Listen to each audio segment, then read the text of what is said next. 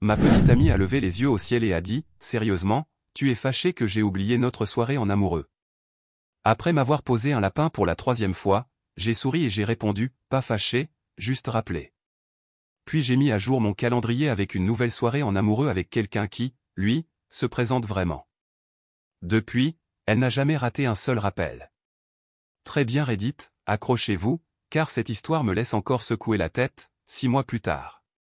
J'ai 29 ans, je suis un homme, directeur marketing pour une agence de publicité de taille moyenne à Austin, et je gagne un salaire correct, environ 95 000 $ par an. J'étais avec mon ex-petite amie, Ashley, 26 ans, depuis presque 2 ans. Ce que je croyais être une relation solide s'est en réalité révélé être moi jouant le rôle de filet de sécurité émotionnel et financier, pendant qu'elle vivait sa meilleure vie à mes frais.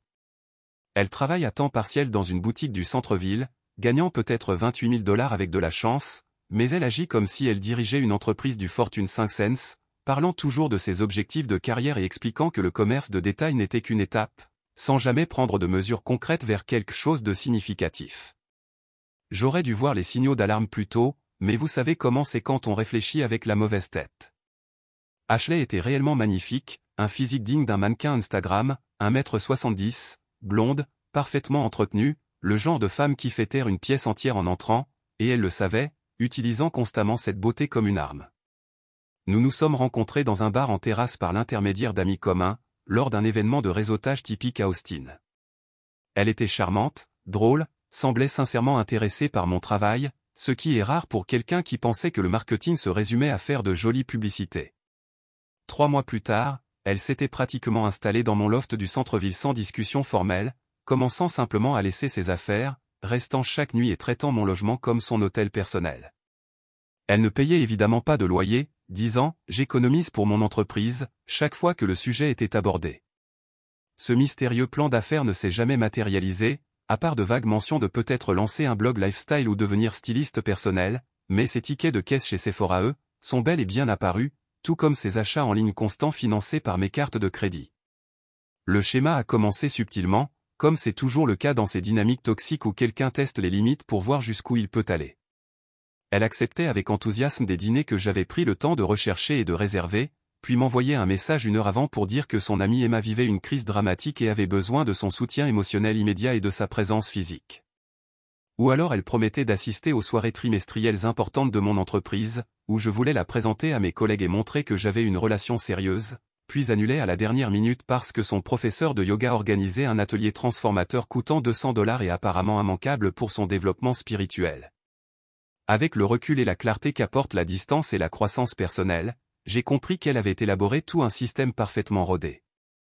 Elle prenait des rendez-vous avec moi comme option de secours fiable, mais gardait son emploi du temps complètement flexible au cas où quelque chose de plus excitant, de plus photogénique pour Instagram ou de plus avantageux socialement se présenterait à la dernière minute. J'étais son filet de sécurité, offrant stabilité financière et soutien émotionnel, pas sa priorité ni quelqu'un avec qui elle voulait réellement passer du temps de qualité. Mais le point de rupture qui m'a enfin ouvert les yeux a eu lieu au Méridien, ce restaurant steakhouse haut de gamme du centre-ville d'Austin où j'ai dépensé une somme importante pour des réservations à l'occasion de notre 18e mois d'anniversaire, que je considérais comme une étape significative de notre relation méritant d'être célébrée dignement. On parle de 300 $ rien que pour la table, réservée pendant les heures de pointe d'un vendredi soir, plus un menu dégustation spécial en 7 services du chef que j'avais déjà précommandé à sa demande, après qu'elle eut passé 20 minutes sur leur site à s'extasier sur la présentation et à dire qu'elle avait hâte de goûter leur plat signature. Vendredi soir, 19 h précise, je suis assis à cette table de choix dans un coin du Méridien, portant la chemise Hugo Boss qu'elle m'avait offerte pour mon anniversaire 6 mois plus tôt, achetée avec ma carte de crédit évidemment, mais qu'elle avait joliment emballée en prétendant que c'était un cadeau attentionné montrant combien elle tenait à moi. Je regardais ma montre avec nervosité, montre également payée par moi mais qu'elle avait insisté pour dire que c'était pour nous, puisque c'est elle qui la verrait quand nous passerions du temps ensemble.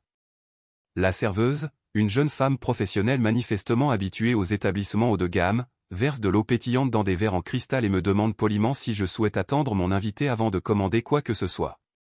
Elle va arriver dans 1 minute, dis-je avec assurance, en vérifiant mon téléphone pour la 3e fois en 5 minutes, célèbre dernière parole que j'avais déjà prononcée trop souvent dans des situations similaires, croyant toujours que cette fois ce serait différent. 19 h 15, Je lui envoie un message avec ce que je crois être un enthousiasme détendu, ici à notre table, ils ont cette entrée spéciale que tu voulais, j'ai hâte de te voir. 19h30, je l'appelle directement, son téléphone passe immédiatement sur la messagerie vocale, avec sa voix joyeuse et pétillante me disant de laisser un message et qu'elle me rappellerait dès que possible, ce que nous savions tous les deux être rarement vrai.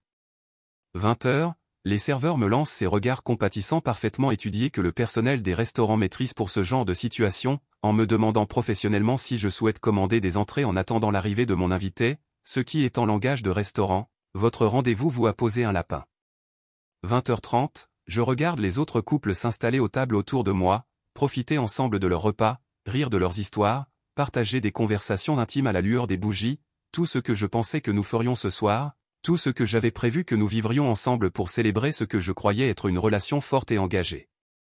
À 21h, j'en ai plus qu'assez de cette humiliation, le restaurant se remplit avec la clientèle tardive et j'occupe une place de choix qui pourrait rapporter un vrai revenu aux serveurs qui ne font preuve que de professionnalisme et de gentillesse face à ma situation de plus en plus embarrassante. Je commande pour moi-même le faux filet, le plat le plus cher de la carte, parce que je suis en colère et blessé, je mange seul en faisant défiler LinkedIn et en essayant d'avoir l'air occupé à des affaires importantes au lieu d'avoir l'air du type dont la petite amie ne le respecte pas assez pour se présenter. Le repas est excellent mais je peux à peine en sentir le goût, étouffé par ma déception et la prise de conscience croissante de ce que cela signifie. Je règle l'addition de $400 en silence complet, je laisse un pourboire généreux au personnel parce qu'ils ont géré mon humiliation avec plus de grâce et de classe que ma petite amie ne m'en avait montré depuis des mois. Pas de texto furieux exigeant des explications, pas d'appel dramatique rempli d'accusations, pas de publication passive-agressive sur les réseaux sociaux pour la faire culpabiliser, cette fois c'était différent, je suis simplement rentré à mon loft au volant de ma BMW, en silence contemplatif, et j'ai joué à Call of Duty jusqu'à bien après minuit pour essayer de digérer ce qui venait de se passer et ce que cela signifiait pour notre relation à l'avenir. Puis mon téléphone vibre exactement à minuit avec un message qui allait tout changer, Ashley, bébé, je viens de voir tes messages, l'enterrement de vie de jeune fille de Cathy est devenu tellement fou et sauvage, on a fini dans ce nouveau dessert bar incroyable sur East Sixth et j'ai totalement perdu la notion du temps, les filles avaient tellement de drames et je ne pouvais pas partir, tu veux toujours dîner demain à la place ? Je meurs de faim là. J'ai fixé ce message pendant 10 bonnes minutes, le relisant encore et encore, pas en colère cette fois, juste complètement lassé, comme lorsque vous réalisez que votre campagne marketing s'effondre malgré tous vos efforts et qu'il ne reste plus qu'à limiter les pertes et passer à quelque chose de mieux qui a réellement du potentiel. Pas de souci, amuse-toi, j'envoie, la réponse revient immédiatement, ce qui m'indique qu'elle avait surveillé son téléphone malgré le fait d'être soi-disant trop occupée pour me contacter plus tôt. Ashley, attends, quoi ? Tu n'es pas fâché contre moi ? D'habitude tu es tellement dramatique à propos de ces trucs, tu te sens bien. Ce message m'a frappé différemment de ses précédents messages méprisants, elle me reprochait habituellement d'être dramatique comme si attendre un minimum de respect, de courtoisie et de priorité dans la relation était un défaut de caractère à corriger, au lieu d'attente raisonnable envers un partenaire engagé. Je n'ai pas répondu et pour la première fois dans notre relation, ce silence était intentionnel et significatif plutôt que dû à une simple occupation ou distraction.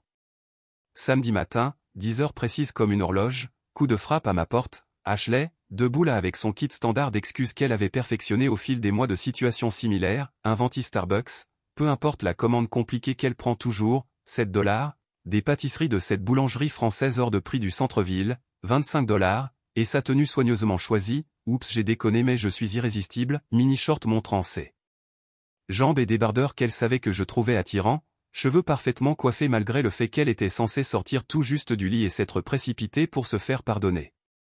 Bébé, je suis tellement désolée pour hier soir, dit-elle en entrant dans l'appartement comme si elle en était propriétaire, ce qui était pratiquement le cas à ce stade, déposant tout sur mon comptoir en granit comme si elle organisait une offrande de paix sur un autel relationnel. L'enterrement de vie de jeune fille de Cathy devait être juste un simple dîner dans ce nouveau restaurant sur South Lamar, mais sa demoiselle d'honneur a surpris tout le monde avec une tournée élaborée de desserts dans tout le centre-ville d'Austin, tu sais exactement comment je suis quand il y a du drame entre amis, je devais absolument être là pour elle pendant cette période super stressante de sa vie. J'ai pris le café sans enthousiasme, encore chaud donc elle venait littéralement de l'acheter, probablement commandé sur son téléphone en montant dans l'ascenseur jusqu'à mon étage, chronométrant tout parfaitement pour un impact maximal. C'est bon H, elle s'est arrêtée au milieu de sa performance, visiblement déstabilisée par ma réponse inhabituellement calme. C'est bon, vraiment. Ouais, ces choses arrivent parfois. Tu ne vas pas me crier dessus ou me faire sentir terrible et coupable d'avoir des amis et une vie sociale? Cette remarque m'a piqué, car elle m'avait systématiquement conditionné pendant de nombreux mois à penser que le fait d'attendre de la fiabilité et un respect élémentaire était d'une certaine manière un comportement contrôlant et possessif qui faisait de moi le méchant dans chaque conflit. Non, juste content que tu te sois amusé avec tout le monde.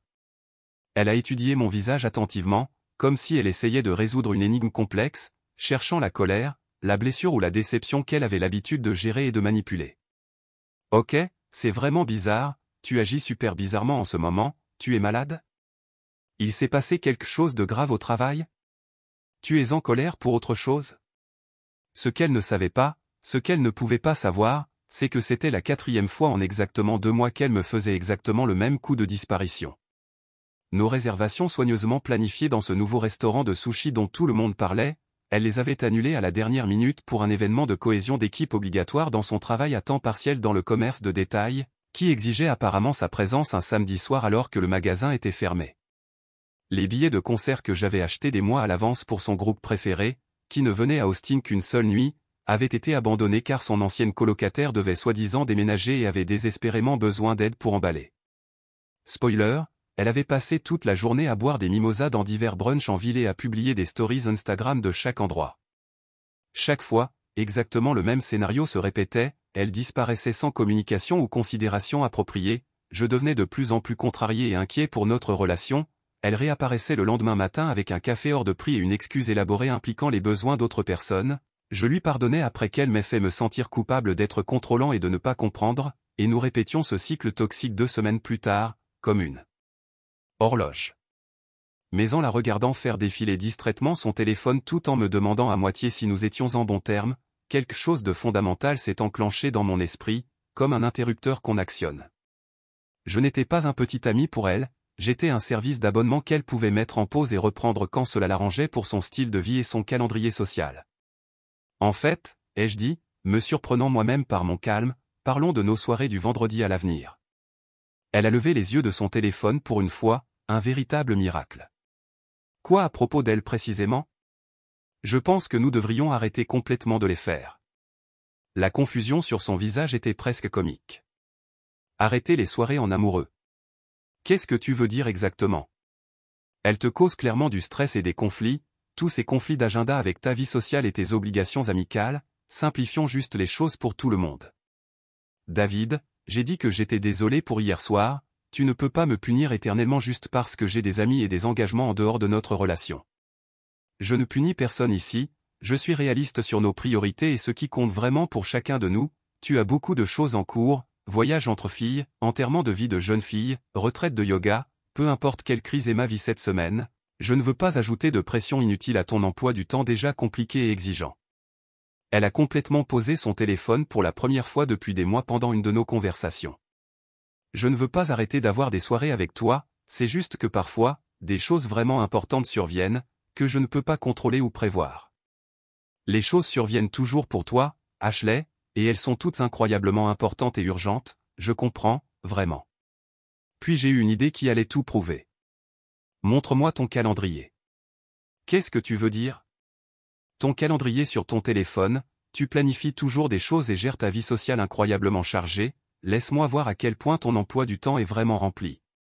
Elle a hésité plusieurs longues secondes, puis m'a tendu son téléphone à contre-cœur.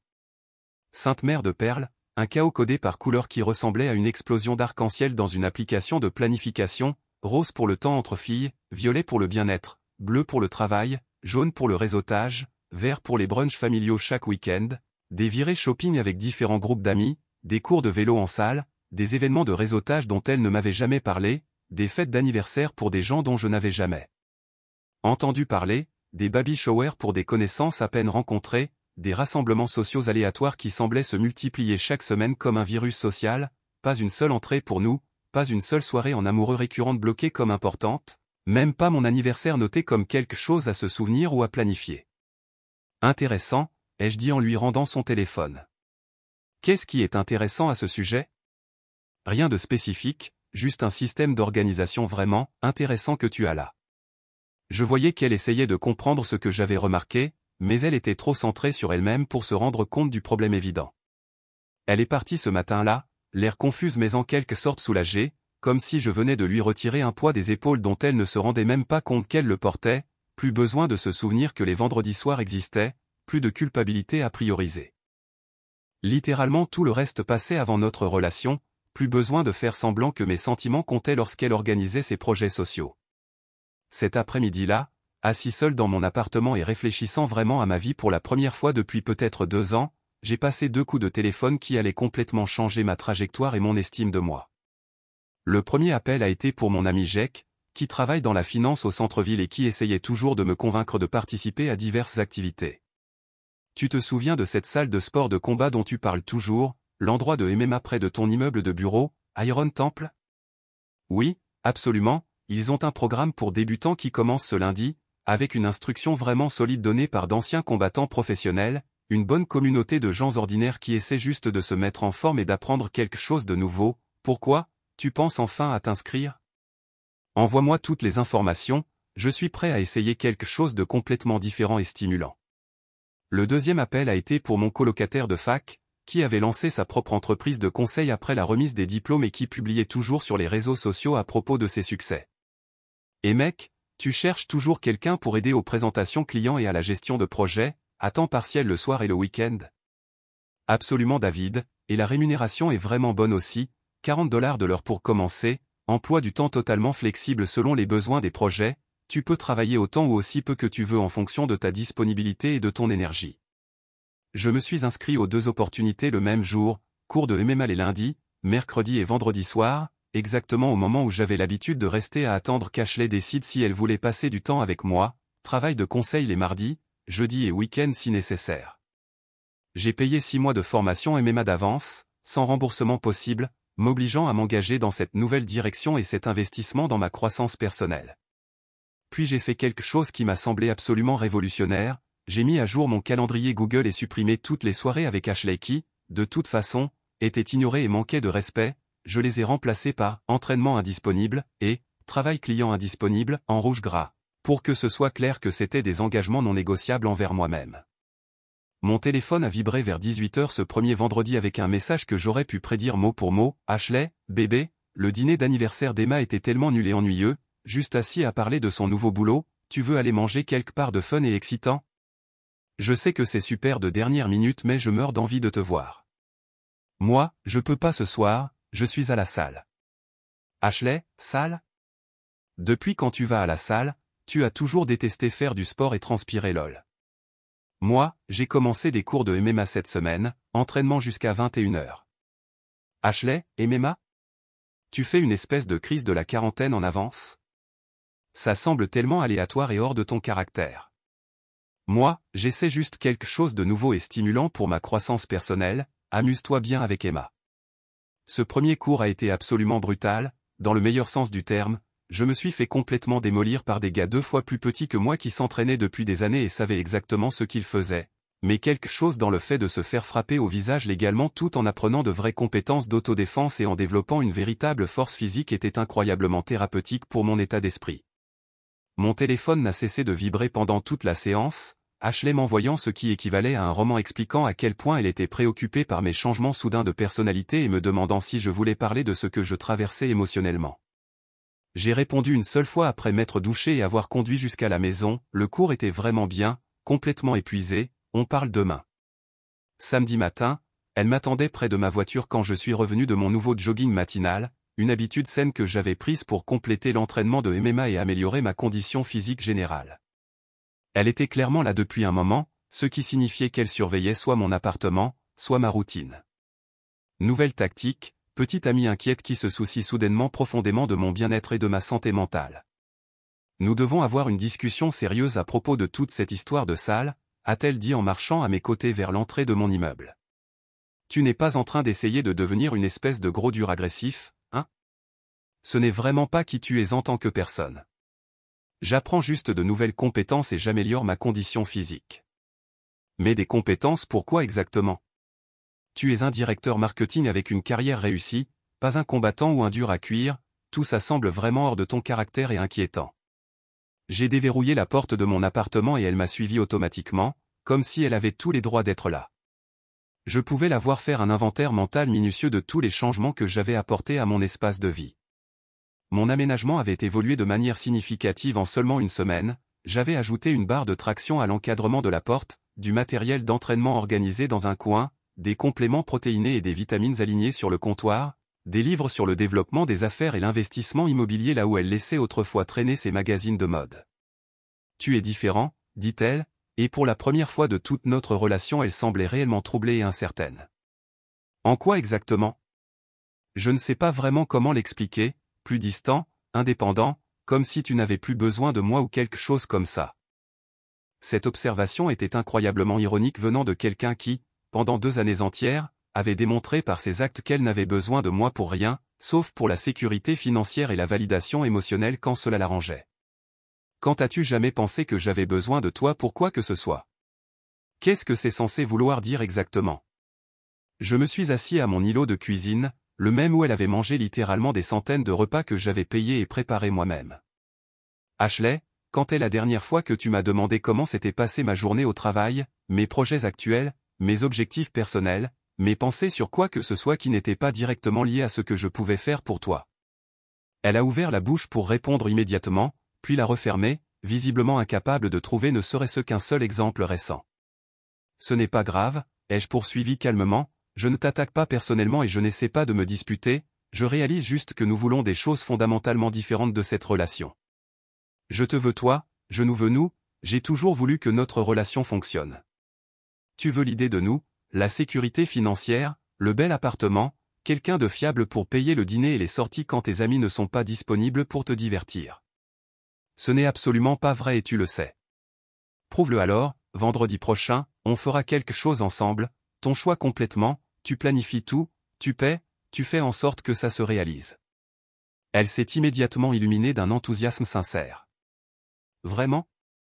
D'accord, je vais organiser quelque chose d'absolument incroyable et romantique pour nous.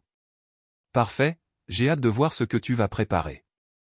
Le vendredi est arrivé comme prévu, je me préparais pour mon cours de MMA, vraiment excité à l'idée d'apprendre de nouvelles techniques, quand mon téléphone a vibré avec un message que j'aurais pu écrire moi-même d'après mon expérience passée. Ashley, bébé, changement de programme, l'ex toxique de Jen est au restaurant où nous allions et c'est super gênant et dramatique, on reporte à demain à la place.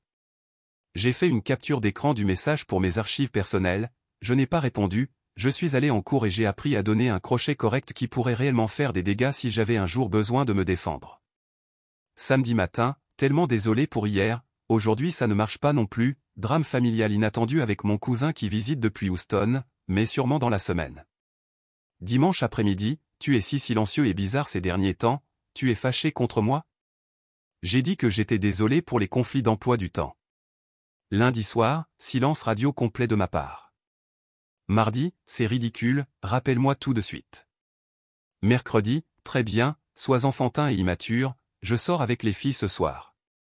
3 semaines dans cette nouvelle routine et ce changement d'état d'esprit, quelque chose d'incroyable a commencé à se produire que je n'avais pas prévu, je devenais plus fort, physiquement et mentalement, d'une manière qui me surprenait chaque jour.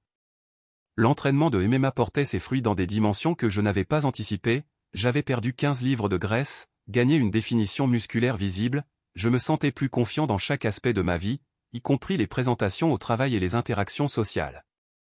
Le travail de conseil m'apprenait de nouvelles compétences précieuses en gestion de projets et relations clients, tout en augmentant considérablement mon compte en banque chaque mois, mais la vraie transformation se produisait dans ma vie sociale et ma croissance personnelle. Il s'avère que, quand on n'est plus constamment disponible pour quelqu'un qui ne l'est jamais pour vous, on a soudain du temps et de l'énergie pour des activités qui vous épanouissent vraiment et vous aident à grandir en tant que personne. J'ai commencé à passer du temps régulièrement avec Jake et ses collègues de la finance, tous ambitieux et orientés vers des objectifs, travaillant sur des projets intéressants. J'ai rejoint un groupe de randonnée le week-end qui explorait de magnifiques sentiers autour d'Austin et du Hill Country, et même fait plusieurs rendez-vous avec des femmes rencontrées lors de divers événements de réseautage, des femmes indépendantes et accomplies qui avaient leur propre carrière, leurs propres intérêts, et n'attendaient pas de moi que je finance leur style de vie. Ashley a remarqué ces changements immédiatement et sa réaction a été fascinante à observer.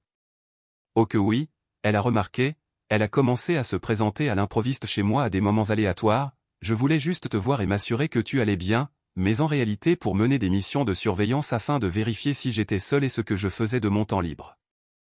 Elle a commencé à commenter toutes mes publications Instagram avec des cœurs et des émojis flammes à l'excès, essayant de marquer son territoire numériquement pour quiconque pourrait regarder. Elle a publié de vieilles photos de couples de nous datant de plusieurs mois avec des légendes du genre « Mon homme incroyable me manque »,« Objectif de relation chave »,« Amour de ma vie chave »,« Trop béni ». Le désespoir devenait tellement épais qu'on aurait pu le couper au couteau et, franchement, c'était gênant à voir. Puis est venu ce que je considère maintenant comme l'option nucléaire que j'aurais dû voir venir de loin. Elle a publié un long coup de gueule dramatique sur Facebook qui a circulé dans notre cercle social. Quand ton petit ami commence à agir complètement comme s'il était célibataire et que tu ne sais pas pourquoi, certains hommes changent vraiment quand ils prennent un peu de muscle et d'attention féminine. J'ai toujours été soutenante et aimante, mais apparemment ce n'est plus suffisant. Je prie pour que nous puissions traverser cette période difficile ensemble. Emoji cœur brisé, hashtag relation confuse, hashtag prier pour nous, hashtag à ses côtés. Les commentaires étaient prévisiblement favorables, venant de sa bulle d'amis qui l'encourageait, ses copines lançant des « Ma fille, tu mérites tellement mieux que ça » et « Gros signe d'alerte de sa part ». Quelques-uns de mes potes restaient remarquablement silencieux, probablement parce qu'ils avaient été témoins de son comportement irrespectueux à divers événements sociaux au cours des 2 dernières années. Je n'ai pas répondu publiquement à ce drame, mais j'ai fait quelque chose qui allait avoir un impact bien plus important sur mon avenir financier à long terme. J'ai appelé Jake à propos d'une conversation que nous avions eue plusieurs semaines plus tôt. Tu te souviens de cette opportunité d'investissement dont tu m'avais parlé, le deal de syndication immobilière dans lequel tu es impliqué? Oui, absolument, l'investissement minimum est de 25 000, mais les rendements prévus sont vraiment solides et les fondamentaux excellents sur le marché en croissance d'Austin. Pourquoi, tu t'intéresses à l'investissement immobilier? Envoie-moi toute la paperasse et la documentation, je suis prêt à diversifier et commencer à bâtir une vraie richesse.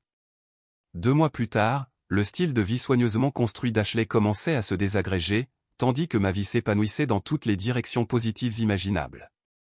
J'étais constamment indisponible, activement en train de construire ma vie, de réseauter avec des personnes motivées et prospères, de fréquenter de manière décontractée mais significative des femmes qui apportaient de la valeur aux interactions.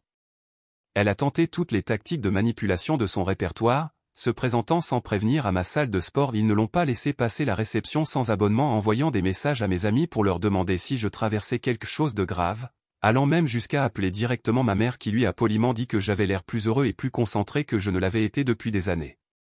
Puis son monde a commencé à se fissurer sous la pression financière réelle. Première fissure, son emploi à la boutique a vu ses heures réduites drastiquement à cause de problèmes de performance. A apparemment passé plus de temps à prendre des selfies Instagram qu'à aider réellement les clients n'était pas une pratique durable dans le commerce de détail. Ses revenus mensuels ont chuté à peut-être $1,200 les bons mois, et ce avant impôt.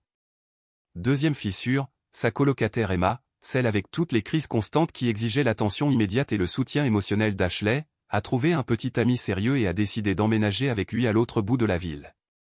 Le loyer d'Ashley a doublé du jour au lendemain, passant de 8 cents à $1,600, et elle n'avait pas le moindre revenu suffisant pour couvrir ses dépenses de base. Troisième fissure, et c'est là que le karma a été absolument magnifique, son cercle social a commencé à imploser de façon spectaculaire.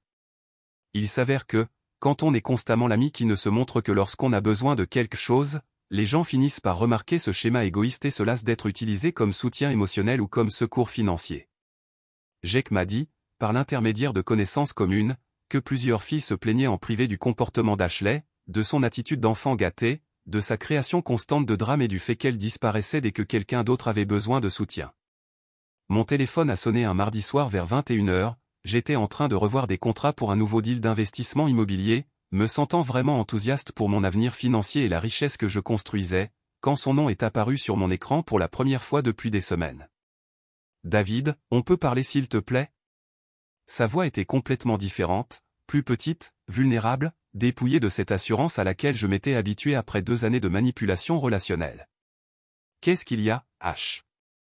J'ai vraiment besoin d'aide, je sais que les choses ont été super bizarres entre nous dernièrement, mais honnêtement je ne sais plus qui appeler d'autre. Quel genre d'aide exactement? Je ne peux pas payer le loyer le mois prochain, Emma est partie presque sans prévenir et je ne peux pas me permettre l'appartement seul avec mon revenu, j'ai postulé à plein d'emplois, mais personne n'embauche pour quelque chose de bien payé, et la boutique me donne à peine assez d'heures pour couvrir mes dépenses de base.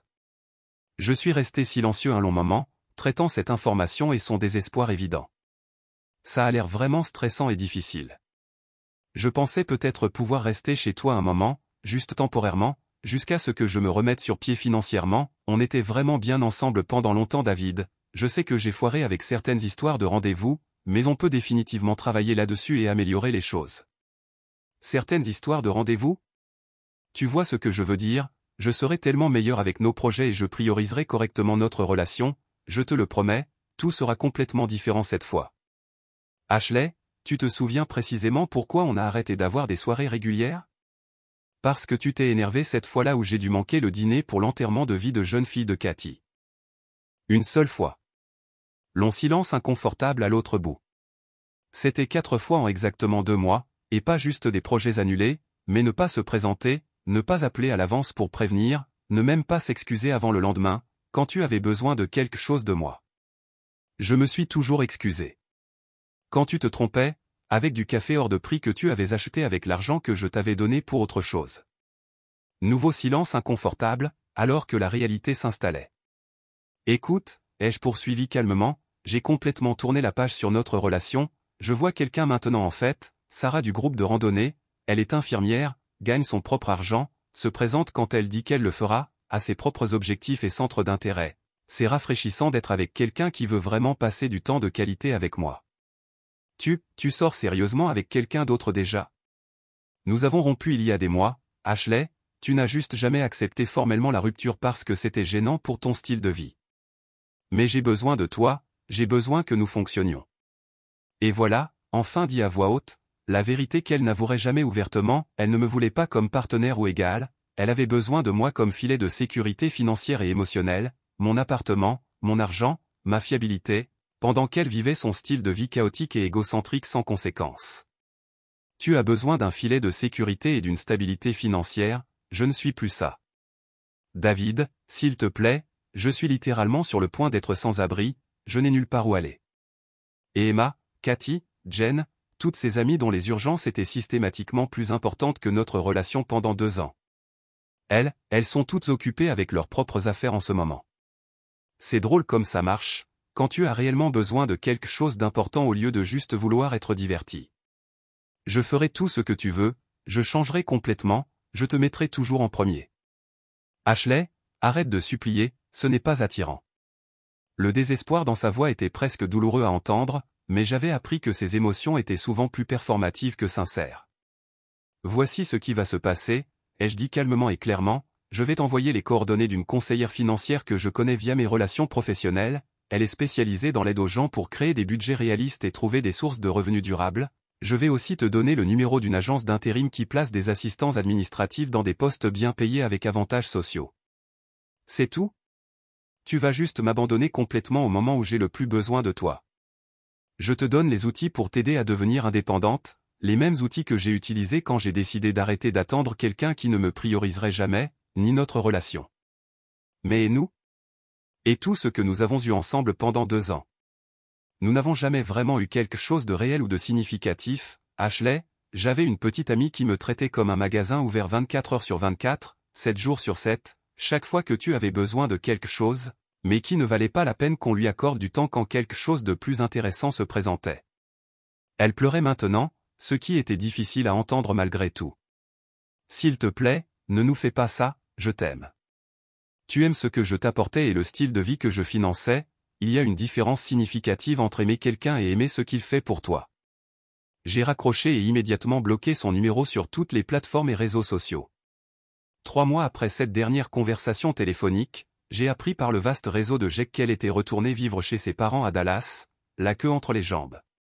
Apparemment, la recommandation de l'agence d'intérim avait mieux fonctionné que prévu et elle faisait de la saisie de données pour une grande compagnie d'assurance, gagnant un salaire correct mais menant un style de vie beaucoup plus modeste et réaliste, sans quelqu'un pour subventionner ses goûts coûteux et son agenda social.